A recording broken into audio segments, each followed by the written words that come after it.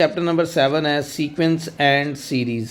Sequence and series बड़ा आसान सा चैप्टर है, ठीक है। सीक्वेंस कहते हैं किसी भी चीज़ के तरतीब को, ठीक।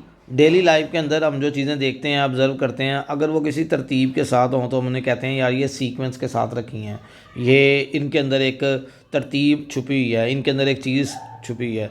सो a sequence is an arrangement of the numbers, ठीक है, written in the definite order, ऐसा कॉल्ड प्रोग्रेशन। सीक्वेंस का दूसरा नाम प्रोग्रेशन भी है। अच्छा जी, अब सीक्वेंस की डेफिनेशन देखें। अ sequence is an arrangement.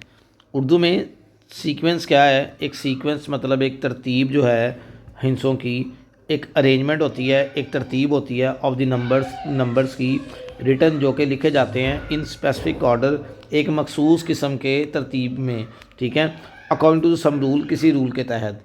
Sequence का दूसरा नाम क्या होता है? प्रोग्रेशन। सीक्वेंस का दूसरा नाम क्या है? प्रोग्रेशन। क्लियर होगी बात जी। अब इसकी मिसाल करते हैं। इसकी मिसाल क्या है, एग्जाम्पल क्या है? जैसे आप देखते हो 1 है, 1 के बाद क्या आता है? 2 आता है, 2 के बाद क्या आता है? 3, 3 के बाद क्या आएगा? 4, 4 के बाद क्या आएगा? 5, अप टू सोनी चलता जाएगा। So this is a sequence. Clear होगी बात जी। इसको उर्दू में भी तरतीब कहेंगे या सीक्वेंस कहेंगे। अब आगे देखें, जो ऐसे 1, 3, 5, 7, 9, this is also called a sequence. What type of this sequence? ये किस टाइप का सीक्वेंस है? ये अर्थमेटिक सीक्वेंस है जिसमें दो दो का फ़र्क है, ऑड नंबर्स का। ऐसे ही आप इवन नंबर का भी एक सीक्वेंस बन सकता है, ऐसे ही जो है वो दूसरे नंबर्स का भी सीक्वेंस बन सकता है। तो ये सारे के सारा एक तरतीब सीक्वेंस का एक नाम है, ठीक है।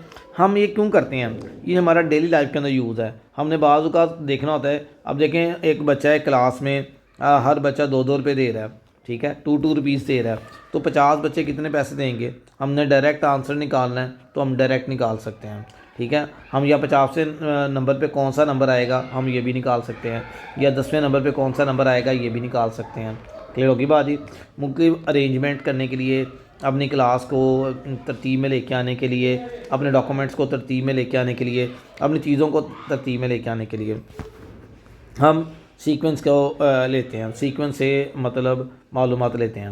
अक्सर औक़ात जब आर्मी वगैरह के टेस्ट होते हैं या इंटेलिजेंस टेस्ट होते हैं, उनमें तमाम का तमाम सीक्वेंस के बारे में ही डिस्कस किया जाता है कि अगर हमारे पास 4 बॉल हैं, जैसे उन्होंने बनाया होगा, एक ये ट्रायंगल है, इसके अंदर एक ये है, एक स्टार है, तो यहाँ पे क्या, एक सर्कल है। अब ये ट्रायंगल है तो इसका मतलब है यहाँ पे क्या है, एक डॉट है, तो यहाँ पे सर्कल है, तो यहाँ पे क्या होगा? ये बच्चों को छोटे दौर में सिखाया जाता है, छोटे छोटे, तो बच्चों को पता चला यार यहाँ पे तो स्टार होगा क्योंकि यहाँ पे भी स्टार है। क्लियर होगी बात। सो ये एक सीक्वेंस है, ठीक है। अगर 5 प्लेन्स हैं, एक प्लेन के अंदर ये है, एक के अंदर ये है, तो थर्ड के अंदर क्या होगा? इस तरह नंबर्स का भी एक सीक्वेंस है। जैसे ए है, बी सी आ गया, आगे ये आ गया, आगे ये आ गया और आगे ये आ गया। तो हम हमें जो ब्लैंक है वो कैसे पता चलेगा इसमें क्या आना है? क्लियर होगी बात। फिर आपने मैथ उसमें एक कोड पढ़ेंगे कंप्यूटर के अंदर, जैसे कोड निकालते हैं आप उसका, जिसे कहते हैं साइफ़र, साइफ़र कोड निकालते हैं। How can we find it cipher? आप साइफ़र कैसे फाइंड आउट करेंगे? साइफ़र को फाइंड आउट करने के लिए, जैसे देखें ये पाकिस्तान है, पाकिस्तान, पाकिस्तान के साथ आपने साइफ़र के वर्ड को देखना है। साइफ़र के वर्ड में उसमें नंबरिंग लिखी होती है, उसमें होता है कि जी ए पहला नंबर है इसका 1 आ जाएगा, पी तीसरा नंबर है इसका 3 आ जाएगा, ठीक है, या 9वां नंबर है 9 आ जाएगा, ये जो सा नंबर है इसके पहले लेके नंबर आई जोन सा आई आ जाएगा। तो पूरे का पूरा एक फिगर जनरेट हो जाता है। क्लियर होगी बात। लेकिन ये किसके थ्रू होता है? एक सीक्वेंस के थ्रू होता है। समझ आ गई बात। सीक्वेंस एक तरतीब के साथ होता है। क्लियर होगी बात। 2 तरह के सीक्वेंस होते हैं। एक होता है फाइनाइट सीक्वेंस, फाइनाइट सीक्वेंस, ठीक है। मुतनाही जो है ना वो हमारी दर्जाबंदी। मुतनाही क्या है? मुतनाही मतलब फाइनाइट क्या, जो चीज़ रुक जाए। A sequence which can be stop, या अ सीक्वेंस। फाइनाइट सीक्वेंस क्या होता है? फाइनाइट कहते हैं गिना जा सके। फाइनाइट वो चीज़ होती है जो गिनी जा सके, गिना जा सके, ठीक है। सो मुतनाही सीक्वेंस, मुतनाही तरतीब क्या होती है? एक ऐसा सीक्वेंस जिसमें आखिरी रकम मालूम हो, हमें पता हो आखिरी रकम कौन सी है, उसे हम क्या कहते हैं? फाइनाइट, ठीक है। और जिसमें आखिरी रकम ना मालूम हो उसे क्या कहते हैं? लामुतनाही, इनफाइनाइट। क्लियर होगी बात। अच्छा, फाइनाइट की एग्जांपल क्या है? 1, 2, 3, हम कहते हैं 10 तक हम चलते हैं, तो आखिरी रकम मालूम है सीक्वेंस की, लास्ट टर्म क्या है इसकी? 10, तो दिस इज़ कॉल्ड फाइनाइट। और इनफाइनाइट क्या होगा, ये लामुतनाही क्या होगा, 1 2 3 अप टू सोन, हमें आखिरी टर्म नहीं पता कहाँ तक चल रहा है। This is called infinite sequence. Clear होगी बात जी, समझ आ गई है, लामुतनाही सीक्वेंस। एक्सरसाइज नंबर 7.1 पे आते हैं। 7.1 का सिर्फ हम इंट्रो करेंगे, थोड़ा सारा पहले सवाल के मतलब देखेंगे और बड़े ध्यान से बड़े प्यार समझना है। इंशाल्लाह मैं कोशिश करूँगा सारे सवाल मैं करवाऊँ। उसकी वजह यह है कि ये सवाल हमें आम रूटीन में बोर्ड में आते हैं, बोर्ड के अलावा बड़े टेस्टों में आते हैं। कैंगरू टेस्ट होता है, पांडा टेस्ट होता है, जो मैथ के डिफरेंट कॉन्टेस्ट होते हैं इंटरनेशनल वर्ल्ड के ऊपर, तो उन टेस्टों में ये तमाम क्वेश्चंस को पूछा जाता है, यही सवाल आते हैं। अब इसमें एक्सरसाइज नंबर है 7.1 है। 7.1 एक्सरसाइज में हमारे पास पहला क्वेश्चन है, कहता है write down the first three terms. पहली तीन रकमें आपने बतानी है, पहली तीन रकमें आपने बतानी हैं, ठीक है। First three terms, question number 1 है इसका। He said that an is equal to n+3। देखिए जी बहुत ही आसान है। सबसे पहले क्या करेंगे आप लोग, n को 1 पुट करेंगे, ठीक है। जहाँ पे n है वहाँ पे इसको क्या पुट करेंगे, 1, ठीक है। यहाँ पे a क्या आ गया, 1, ये भी 1, 1 + 3 कितना हो गया, 4। क्लियर होगी बाजी, ये फर्स्ट टर्म हमारे पास क्या आ गई, 4। कोई प्रॉब्लम तो नहीं है। सबसे पहले आप क्या पुट करेंगे, n को 1, फिर आप क्या पुट करेंगे, n को 2, n को 2 पुट करते हैं। a जहाँ पे n है वहाँ पे क्या पुट करना है आपने, 2, जहाँ पे n है वहाँ पे क्या पुट करना है आप लोगों ने, 2, और ये क्या आ गया हमारे पास, 3। 2 + 3 क्या हो गया, 5, और ये a2। This is a second term, ये इसकी दूसरी रकम आ गई। अच्छा, पहली आ गई, दूसरी आ गई।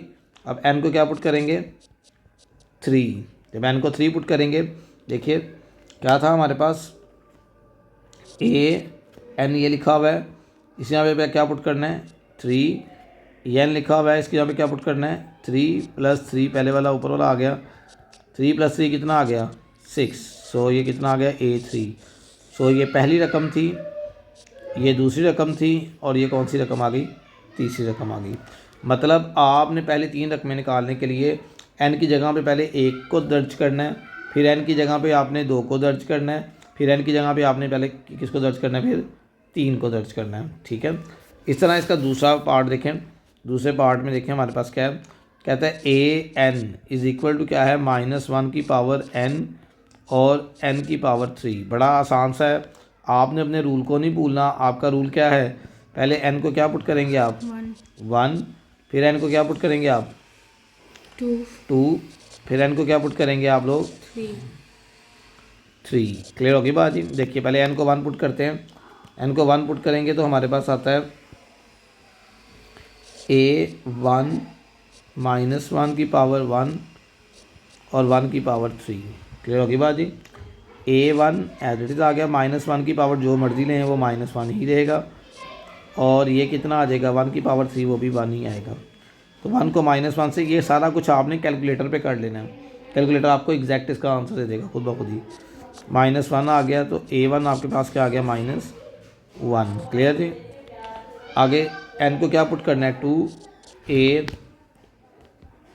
2, इधर भी -1 की पावर क्या बनेगी, 2, और n की पावर भी क्या बनेगी, 3।